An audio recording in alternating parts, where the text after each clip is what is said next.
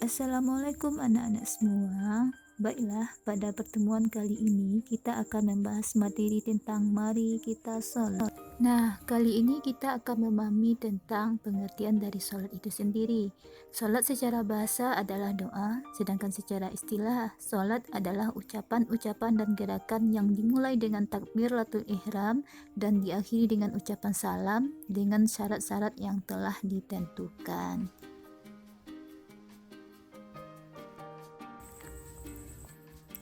Sholat terbagi menjadi dua, sholat wajib dan sholat sunnah. Sholat wajib adalah sholat yang hukumnya wajib untuk dilaksanakan bagi setiap muslim dan apabila ditinggalkan akan mendapat dosa. Sedangkan sholat sunnah adalah sholat yang hanya dianjurkan untuk kita mengerjakan tetapi tidak diwajibkan. Nah, sekarang mari kita mengenali tentang rukun sholat. Yang pertama adalah niat, yang kedua berdiri bagi yang mampu, 3 takbiratul ihram, 4 membaca surat Al-Fatihah, 5 ruku, 6 i'tidal, 7 sujud, 8 duduk di antara 2 sujud, 9 duduk tasyahud akhir, 10 membaca tasyahud akhir, 11 membaca selawat Nabi, 12 salam, 13 tertib. Sholat juga memiliki beberapa keutamaan, di antaranya 1. Sholat merupakan rukun Islam yang kedua setelah syahadat. 2. Sholat merupakan amal ibadah yang pertama kali ditanya oleh Allah Subhanahu wa Ta'ala. 3. Sholat mampu menghapus dosa-dosa. 4. Sholat menjauhkan kita dari perbuatan keji dan mungkar. 5.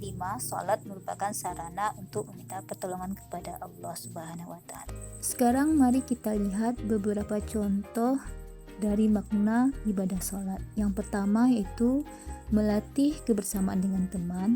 Melatih kebersamaan dengan teman merupakan penerapan dari makna ibadah sholat berjamaah, yang mana dalam melaksanakan sholat berjamaah antara imam dengan makmum selalu melakukan gerakan yang penuh dengan kekompakan. Contoh yang kedua adalah tidak marah bila dinasihati. Dalam melakukan sholat berjamaah, apabila seorang imam melakukan kesalahan, maka ia harus mau diberitahu kesalahannya.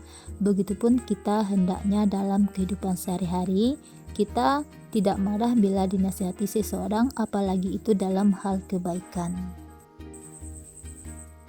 Contoh yang ketiga adalah terbiasa tolong-menolong. Sholat arti awalnya adalah doa. Semua bacaan dalam sholat merupakan doa yang kita panjatkan kepada Allah Subhanahu wa Ta'ala.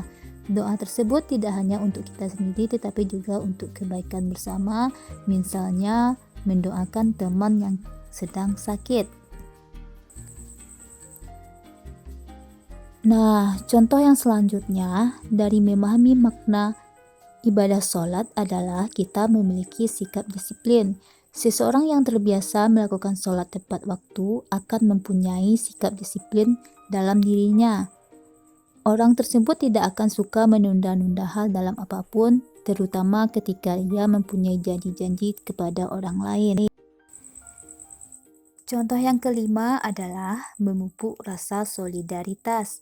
Sholat diwajibkan bagi setiap muslim tanpa adanya perbedaan status. Ajaran sholat yang demikian itu dapat memupuk rasa solidaritas. Semua jemaah menyatu dalam perasaan dan pikiran yang sama. Mereka saling bertemu dan menyapa. Akhirnya mereka dapat saling membantu dalam kebaikan tanpa membedakan apa-apa. Contoh yang terakhir adalah menjauhkan diri kita dari sifat ingin menang sendiri. Hal ini merupakan bentuk penerapan dalam sholat berjamaah. Siapa yang datang lebih dahulu di masjid, maka ia berhak menempati saf salat terdepan, tetapi yang datang belakangan, ia berhak menempati saf yang tersisa. Ia tidak boleh menggeser atau meminta jemaah lain untuk pindah ke tempat lain.